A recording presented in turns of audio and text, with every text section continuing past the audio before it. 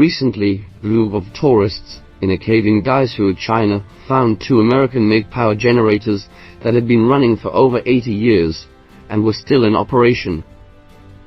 After communicating with the local villagers, the tourists learned that General Electric had offered to buy back the engines for $2 million, but the offer was declined by the local government.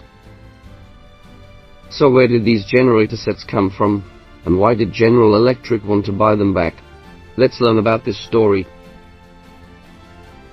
During the Chinese War of Resistance against Japan, many Chinese soldiers had to fight with basic cold weapons due to a lack of hot weapons.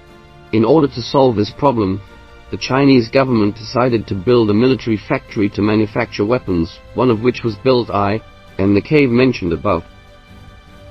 In the war, weapons are a very important chip, and Chinese is well aware of this.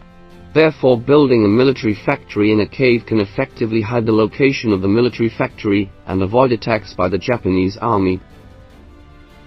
However, when the construction completed, they found that the local electricity was not enough to support such a military factory. In order to keep the running of the military factory, a power station had to be built. However, at that time China's technology level was very limited and could not even produce ordinary cars, let alone high-tech equipment like power generator sets. Therefore, the Chinese government had to request assistance from its ally, the United States. The US government happily agreed to help and immediately provided 2 generator sets to help China. Although the US agreed to help China with the generator sets, the Chinese government faced another problem: transportation.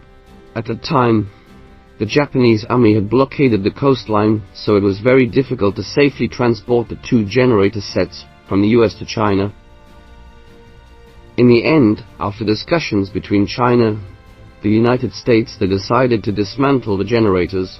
Instead of sending the complete generators directly to China, they were first sent to Calcutta, India by plane, and then sent from Calcutta to Yunnan, China. Finally, sent those 2 generator sets from Yunnan to Guizhou, which is very twists and turns, because the transportation required the permission of the Indian government. After repeated communications, India agreed to this request. When everything was ready, the United States dispatched a transport plane to transport the dismantled generator sets to Calcutta. Besides, to get the generating sets, the Chinese government still faces a problem, which is to select a site for the power plant. Like the arsenal, the power plant cannot be built in the open air, otherwise it will be discovered by the enemy, so the power plant must be hidden as well. To solve this problem, the Chinese government invited Chen Zudong from Tsinghua University as the chief designer, and other experts from Northwest University, Northeastern University, and Zhejiang University to select the site for the power plant and design the buildings. After discussion, they decided to build a generator field in the underground cave of the arsenal, so that they can avoid the reconnaissance planes of the Japanese Air Force, and can also use the geographical advantage to avoid the search of the Japanese ground forces. It took 2 years to build the power plant. Experts imitated the scenery of the Westlake in Hangzhou to artificially set up the power plant. The power plant was named as the Taimen Hydropower Plant, also known as Little Westlake by the locals. In 1942, the power plant construction was officially completed. The generator sets were successfully installed in the pre-designed underground cave as well. Finally, font color equals #00C2D6. Font. The power plant was officially put into use in 1945. These 2 generator sets provide a strong production power for the arsenal, ensuring that the arsenal can produce more than 200 rifles and 100 Czech light machine guns every day.